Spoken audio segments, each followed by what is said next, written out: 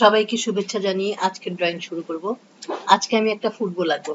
ফুটবলে 3D command ছাড়াই 3D effect কিভাবে দেখানো যায় সেটা দেখবো আমরা।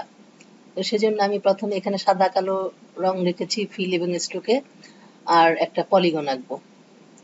পলিগন আঁকার সময় কিবোর্ডের শিফট কি প্রেস করে রাখবো। একটা আঁকার পর এবার এটাকেই কপি করব আরো 4 বার। অল্টার এবং শিফট ধরে কপি করে Ctrl+D দিলে এরকম 5টা হলো আমার। মাঝখানেরটাকে কালো রং করে দিব। ফিল কালার এবং স্ট্রোক কালার দুইটাই কালো থাকবে। এবার এটাকে আমি কপি করব। সেজন্য সবগুলোকে সিলেক্ট করে অল্টার ধরে আমি এখানে দুইটার নিচে এই মাঝ বরাবর কপি করব। এরকম দেখাবে। এবার দুই লাইনকেই সিলেক্ট করে আবার অল্টার এবং শিফট ধরবো। এবার অল্টার এবং শিফট ধরে এরকম ভাবে আরেকটা কপি করলাম এবং Ctrl+D দিয়ে আরো একটা নিলাম। তাহলে আমার এখন যেটা তৈরি হলো, এটাকে আমি একটা কপি করব।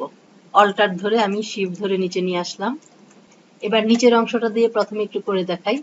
আমি যদি এখানে যেই বলটা আঁকতে চাই সেই বলের শেপটা এখানে আমি নিয়ে নিচ্ছি। এটাকে আমি যদি এটার উপরে বসিয়ে এটাকে যদি আমি এখন ক্লিপিং মাস্ক করি, অবজেক্ট মেনু থেকে ক্লিপিং মাস্ক মেক, তাহলে বলটা দেখতে এরকম হবে। আউটলাইন দিলে এরকম হয়ে যাবে। তো এটাতে কোনো 3D এফেক্ট আসে নাই, কিন্তু আমি যেটা করতে চাচ্ছি সেটাতে যেন 3D এফেক্ট আসে, সেটা আজকে করব। তো সেজন্য একটু কাজ করতে হবে আমার এটার মধ্যে। আমি এখান থেকে এই বরাবর আমি একটা লাইন টানবো। শিফট ধরে এরকম টেনে নিলাম। তারপর নিচেও একইভাবে এই বরাবর লাইনটা নিয়ে আসবো কপি করে। অল্টার এবং শিফট ধরে এখানে কপি করে নিয়ে আসলাম। তারপর ডানে বাঁয়ে আরো দুটো আঁকতে হবে। তো সেজন্য আবার লাইন টুল নিয়ে আমি এখান থেকে অল্টার এবং শিফট ধরে এরকম একটা লাইন টানলাম এবং এটাকে কপি করে ডান দিকে নিয়ে যাব অল্টার আর শিফট ধরে, ঠিক এই বরাবর। এখন আমার কাজ হচ্ছে যে এই যে রেক্টেঙ্গেল 4টা লাইন দিয়ে যে একটা ভেতরে যে এরিয়াটা তৈরি হয়েছে এটাকে রাখবো, বাকি বাইরের সবগুলোকে ডিলিট করে ফেলবো। এটা যে কোনো উপায় করা যায়। আমি শেপ বিল্ডার দিয়ে করতে পারি, অবজেক্ট মেনু থেকে ডিভাইড অবজেক্টস বিলো দিয়ে করতে পারি, কিংবা পাথফাইন্ডার দিয়েও করতে পারি। তো যেভাবেই হোক আমাকে বাইরের অংশটুকু ফেলে ভেতরের অংশটুকু রাখতে হবে। আমি আজকে এখানে সিলেক্ট করার পর শেপ বিল্ডার্স দিয়ে কিবোর্ডের অল্টার কি ধরে এগুলোকে ডিলিট করে দিচ্ছি। আমি এরকমের একটা অবজেক্ট পেয়ে গেলাম। এটার একটা কপি রেখে দিলাম।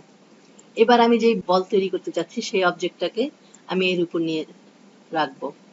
ক্লিপিং মাস্কের ক্ষেত্রে আমার বলের সাইজ এটার সমান বা ছোট হতে হবে, বড় হওয়া যাবে না। কিন্তু ইনভেলাপ ডিস্টর্টের ক্ষেত্রে এটা আমার এই অবজেক্ট হচ্ছে বড় হলেও সমস্যা নাই, শুধু একটা জিনিস খেয়াল রাখতে হবে, এটা যেন সবার উপরে থাকে। তো মাউসের রাইট ক্লিক দিয়ে অ্যারেঞ্জ থেকে ব্রিং টু ফ্রন্ট করে নিলাম। এবার দুটাকেই একত্রে সিলেক্ট করে অবজেক্ট মেনু থেকে envelope distort make with top object, এটা করলে এরকম বলের মতো শেপটা তৈরি হয়ে যাবে।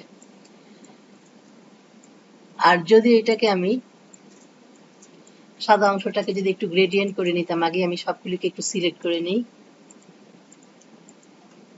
এটাকে যদি একটু গ্রেডিয়েন্ট করে নেই, রেডিয়াল গ্রেডিয়েন্ট করলাম। এরপর যদি আমি এখানে এটাকে অ্যারেঞ্জ থেকে ব্রিং টু ফ্রন্ট করে নিলাম। এবার এখানে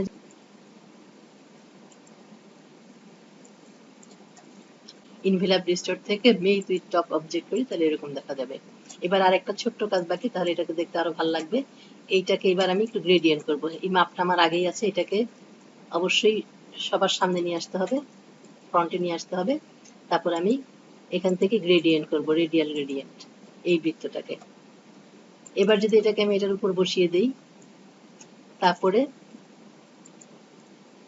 ট্রান্সপারেন্সি থেকে মুড যদি চেঞ্জ করে দিই, নর্মাল মুডে আছে, এটাকে যদি আমি ডার্কেন বা মাল্টিপ্লাই করি, তাহলে 3D ভাবটা দেখতে আরো ভালো লাগবে। এখানেও এটাকে দিতে পারি, এরকম দেখা যাবে। তো এখন ক্লিপিং মাস্কের সাহায্যে করা বলটার চেয়ে আমার কাছে ইনভেলাপ ডিস্টর্টের সাহায্যে করা বলগুলি কি বেশি ভালো লাগছে। এখানে মনে হচ্ছে 3D ভাবটা বেশি ভালোভাবে দেখা যাচ্ছে। আমরা যদি প্রথমেই পলিগন তৈরি করার সময় এইটা রো এবং কলামের সংখ্যা একটু বেশি নেই এবং তারপর যদি আমরা বল তৈরি করি তাহলে বলের এরকম বেশি সংখ্যক পলিগন দেখা যাবে। যেরকম দরকার হয় আমরা এরকম সংখ্যাটা বাড়িয়ে কমিয়ে আমাদের পছন্দ মতো বল তৈরি করতে পারবো। আশা করি ভালো লেগেছে। আবার পরবর্তী ক্লাসে দেখা হবে। সবাই ভালো থাকবেন।